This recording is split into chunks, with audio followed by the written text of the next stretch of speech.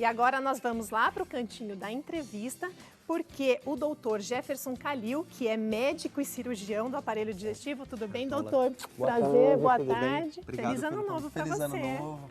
Obrigado pelo convite. Imagina, nós que agradecemos. A gente vai bater um papo sobre pedra na vesícula, né, doutor? Perfeito. Acho que para começar, assim, né, para a pessoa que está em casa entender um pouquinho o que é isso, vamos começar então explicando o que é a pedra na vesícula, como acontece isso. Pedra na vesícula ou tem um outro nome também, né? Cálculo biliar, é isso? Exato, exatamente. Na verdade, a pedra na vesícula ela tem alguns nomes, né? Tem a colecistolitíase, colelitíase, pedra na vesícula, calculose da vesícula. Nossa, tem então, nome... Na verdade, são tem vários nomes para a mesma coisa, né? Denominações. Exatamente. Né?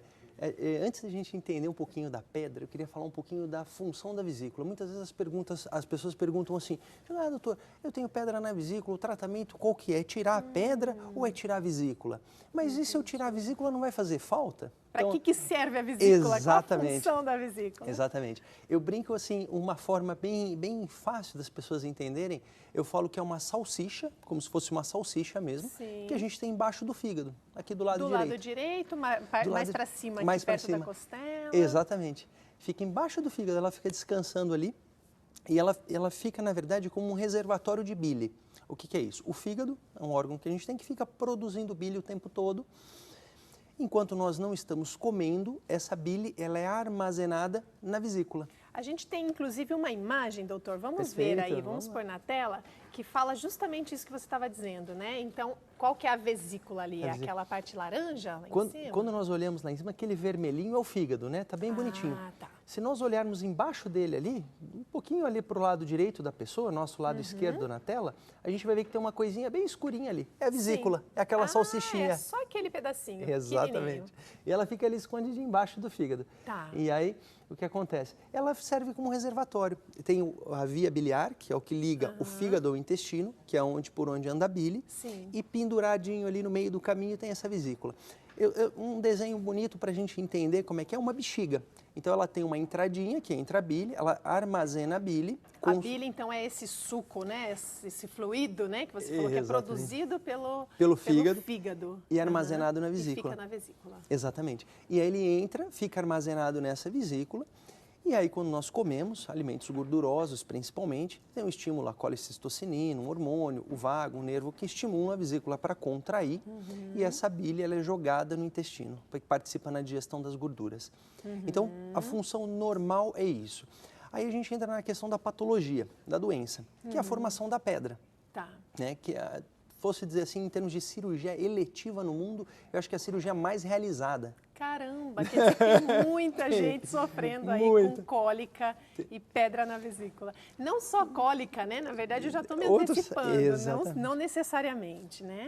Aí nós temos os cálculos, né? Que são essas pedrinhas que se formam. Basicamente, nós dividimos em 3 tipos de cálculos, né? O mais comum é o de colesterol, né? O fígado ele produz o colesterol participa das nossas células e não tem por onde sair esse colesterol, então ele sai pela bile. E aí a bile ela é rica em colesterol.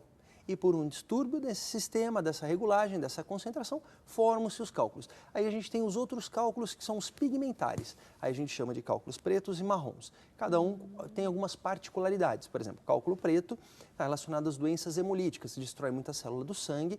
Essa bilirrubina, que é um fragmento que é jogado fora, ele passa por esse sistema, acaba tendo uma concentração muito grande, forma pedra, e os cálculos marrons, quando tem alguma infecção na via biliar, manipulação, uma série de outras coisas. Mas o cálculo principal é o de colesterol, é a principal pedrinha. Agora eu queria saber, eu tenho até uma informação aqui, que você falou do colesterol, né? A bile, né, ela consiste nessa mistura de várias substâncias. Exato. Dentre elas o colesterol, que é responsável por 75% então dos casos de formação de cálculos. 75%. 75%. Quer dizer que se a pessoa tem colesterol elevado, tem grande chance, né, doutor, Exato. de ter... O colesterol, os distúrbios do colesterol, dos lipídios, ele é um fator de risco para a pedra na vesícula. Isso é uma verdade. Vamos falar então desses fatores Perfeito. De risco? Porque não fica só no colesterol, né? Tem Perfeito. alguns. A gente tem uma tela também, vamos ver.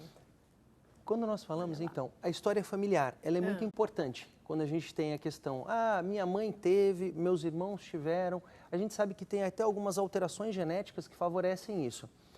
Que alguns canais de colesterol, tudo que acabam concentrando mais colesterol. O sexo feminino, especialmente por conta do hormônio, do estrógeno, né? Então nós sabemos que antes da puberdade, antes da mulher ter hormônio, é igual homem e mulher. Sim. Depois que começa essa produção de hormônio, então a gente vê que as mulheres ficam na frente dos homens, numa proporção de 2:1, mais ou menos. Tá certo. E depois, na menopausa, quando acaba a produção de hormônio, iguala nos dois novamente. Sim. O que também entra a questão dos hormônios, reposição hormonal. Antigamente, os anticoncepcionais orais com alta dose de estrogênio eram fatores de risco. Legal. Tudo isso a gente no contexto do sexo feminino. Tá? A questão da gestação também entra nisso, que é a questão a parte hormonal envolvida na gestação, todas as alterações fisiológicas. Idade avançada, a gente sabe que depois dos 40, 50 anos, aumenta muito isso. Antes, em crianças, a gente chega 0,5%, né? Nas mulheres adultas, 10%, né? Tá. E a gente sabe que depois dos 70 anos pode chegar a 40%. Então, a idade Tem essa questão também ali, ó, é que para a gente estar um pouquinho distante aqui a tela, é alta ingestão calórica, essa você já comentou? Perfeito. Essa questão das gorduras, né? Tá. A gente sabe que as gorduras saturadas, elas aumentam a produção de colesterol e acabam favorecendo esses cálculos de colesterol. Isso é uma verdade. Tá. E a questão da pouca ingestão de fibras na dieta? As fibras, ela tem um papel porque ela segura essa gordura no intestino. Então, ela não absorve tanta gordura, não participando, não tendo tanto essa parte metabólica envolvida. Então, é importante consumir mais fibras para evitar Para segurar essa gordura no intestino e não circular na nossa circulação. Entendi. No fígado. Aí nós temos uma segunda tela, né, diretora? O consumo de carboidratos refinados. Perfeito. Tá. Emagrecimento rápido, né? Ali também, o consumo de carboidratos refinados. Isso, qual é a importância, então, doutor? Nós aprendemos muito emagrecimento rápido nas bariátricas. Nós víamos que as pessoas perdiam peso rápido e aí formavam pedra na vesícula. Isso nós aprendemos. Então, a gente fala hoje o que é um número para perder peso até 1,5 kg por mês. Se a perda é maior do que 1,5 kg por mês, a gente usa até nos pós-bariátricos uma profilaxia para pedra na vesícula. A gente dá um sal biliar durante 6 meses do pós-operatório para os pacientes que não têm pedra, para evitar que se forme, porque essa perda tem a ver com colesterol. Então, aumenta muito o colesterol na bile e isso predispõe à formação de cálculo. Entendi. Então, isso é uma outra coisa. As gorduras saturadas, alta ingestão calórica, tudo isso entra no metabolismo do colesterol e acaba favorecendo. Tá, então, a questão do sedentarismo é importantíssimo também, né? Que a gente pratique exercícios para se prevenir também de cálculos. As duas grandes questões do exercício, uma é diretamente no metabolismo do colesterol, porque quando a gente faz atividade física, a gente exige, tem lesão celular, uma série de coisas, aumenta o metabolismo e a gente consome esse colesterol. Então, não acumula para sair. E a outra questão do exercício é que ajuda a manter o peso. A gente sabe que o aumento de peso, o sobrepeso, a obesidade, estão diretamente relacionados à formação de cálculo, especialmente o colesterol. Tá. Ficar muito tempo também sem se alimentar é um fator de risco, não é, doutor? Como a gente falou, a vesícula ela é um reservatório de bile. Então, quando a gente não está comendo, o que está acontecendo? Está produzindo a bile e está ficando parada nessa vesícula. Então, essa vesícula está distendendo e concentrando essa bile. Então, ela absorve água e absorve um pouquinho do colesterol. Mas essa bile ela vai ficando cada vez mais concentrada durante o jejum.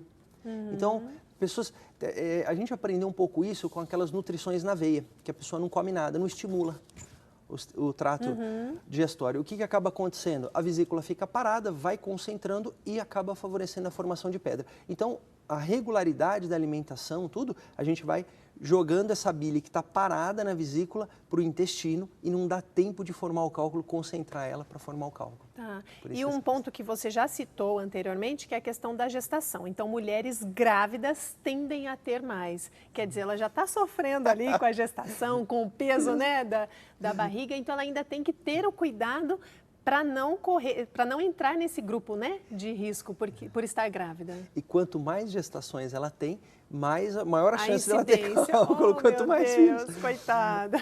Os culpados são os hormônios, o estrógeno, a progesterona, eles relaxam, né, a vesícula, então ela fica um pouquinho mais preguiçosa e muda também o metabolismo do colesterol. Então por isso que as mulheres grávidas, infelizmente, têm maior chance. Entendi. Doutora, a gente vai fazer uma pausa rápida. No próximo bloco a gente vai continuar falando aqui com o Dr. Jefferson sobre alguns sintomas ainda que ficaram pendentes, sobre a prevenção.